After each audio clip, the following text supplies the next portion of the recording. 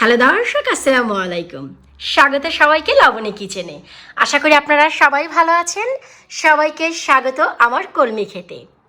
আশা করি আমার এই কলমি শাকের ভিডিও আপনারা অলরেডি দেখেছেন। আমি এখনও পর্যন্ত শাকগুলো খাইনি। ইচ্ছে আছে কলমি শাক ইলিশ মাছের মাথা দিয়ে খাবো। ঘরে ভাই কোনো ইলিশ মাছ নেই, যেহেতু লকডাউনে বসে আছি, তাই এখনও পর্যন্ত বাজার থেকে কিনে আনার সুযোগ হয়নি। তো দিন দিন আমার এই কলমি শাকটি ঘরেই বেড়ে চলছে এবং অনেক সতেজ আছে। কিন্তু আমার এই কলমি শাকগুলো যেহেতু কনজারভেটরিতে আছে, এনাফ তাপমাত্রা তো পাচ্ছে, কিন্তু যতটুকু বাতাস পাওয়ার ততটুকু তো ভাই পাচ্ছে না, কারণ বেশিরভাগ সময়ে কনজারভেটরির দরজা জানালা বন্ধ থাকে। তাপমাত্রার কারণে গাছটি অনেক বেড়ে উঠেছে।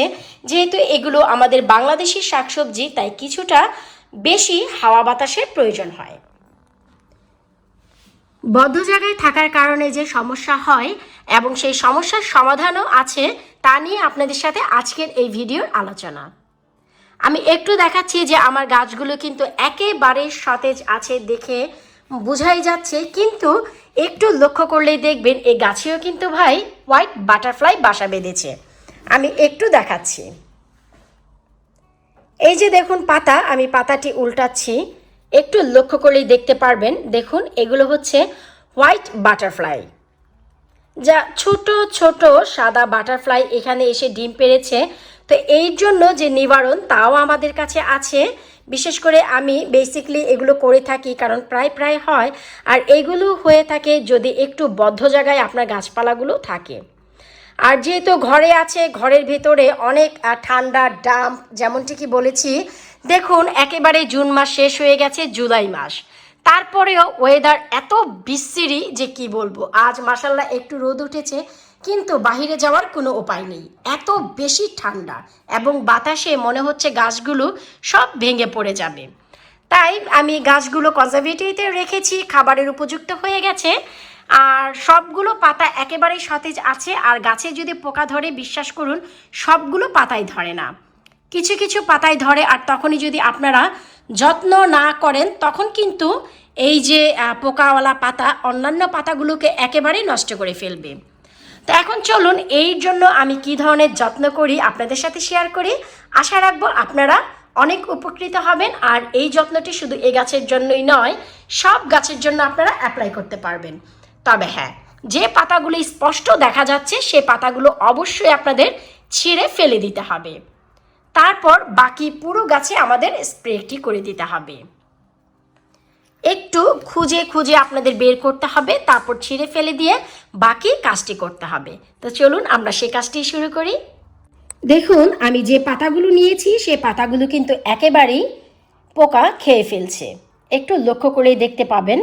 দেখুন, আর এই ধরনের পোকাসহ তো ভাই পাতাগুলো আমাদের খাওয়া যাবে না। আর বিশ্বাস করুন এই ধরনের পোকার জন্য অনেক ভালো উপকারী সলিউশন আমার কাছে আছে, যা দিয়ে আমি অলওয়েজ কাজ করি এবং সফলতাও পাই। তো ভাবলাম আজ আমি আপনাদের সাথে শেয়ার করি। আপনাদের গাছেও যদি এইরকম পোকা দেখা যায়, আপনারা উপকৃত হবেন। শুধু হোয়াইট বাটারফ্লাই নয়, অনেক ধরনের ছোট ছোট সবুজ সবুজ মিলি বাগও হয়, কালো পিঁপড়ার মতন পোকা হয়, তার জন্য আপনারা এই কাজটি করতে পারবেন। আমি এই কলমি শাকে নিম অয়েল স্প্রে করে দিব। একটু বুঝে বুঝে স্প্রে করতে হবে, যেন পাতার উপরে এবং নিচে সব জায়গায় যায়, কারণ আমাদের এই নিম অয়েলের কারণে যে পোকামাকড়গুলো আমি আপনাদের এইমাত্র দেখালাম সব চলে যাবে।